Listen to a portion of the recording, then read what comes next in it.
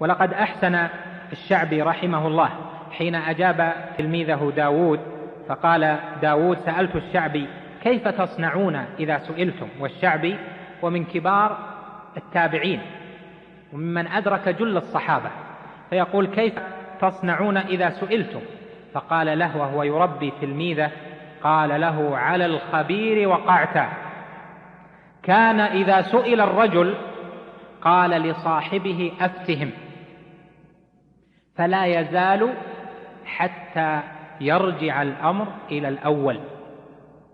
وكان عدد من الصحابة يجلسون في المسجد، فيأتي السائل فيسأل الأول فيقول له: اسأل فلانا، فيذهب إلى الصحابي الثاني حتى يذهب إلى 7 أو إلى أكثر، ثم يعود إلى الأول، كل واحد يحيل إلى أخيه. واليوم أصبحت الفتوى مفخرة أن هذا يفتي والهاتف لا يسكت ويتكلم بغير إيقان ولا إتقان، وربما أفتى وهو يأكل، وربما أفتى وهو ينظر إلى شيء أو وهو يكتب، وهذا أمر في الحقيقة يخشى على المرء فيه أن يعاقبه الله جل وعلا بذهاب نور الإيمان في صدره. قال عبد الرحمن بن أبي ليلى رحمه الله تعالى: لقد أدركت في هذا المسجد 20 و100 من الأنصار، وما منهم أحد يحدث بحديث إلا ود أن أخاه كفاه الحديث، ولا يسأل عن فتيا إلا ود أن أخاه كفاه الفتيا.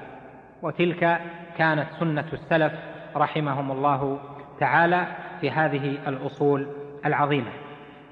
لهذا ينبغي لنا حينئذ أن نعلم أن الكتاب والسنة وأن هدي السلف الصالح وما كان عليه أئمتنا رحمهم الله تعالى هو التشديد في أمر الفتوى، وأن المرء يجب عليه أن يربأ بنفسه، أن يعرض دينه وأن يعرض حسناته للذهاب بذنب يحدثه في الأمة أو ينقل.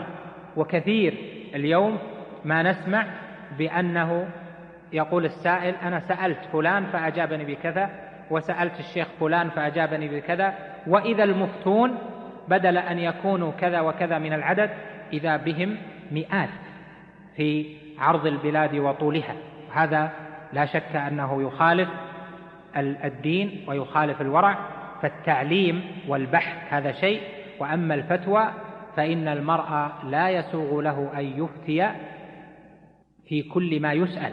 أما إذا تعينت عليه الفتوى فهذا له بحث يأتي في موضعه إن شاء الله تعالى.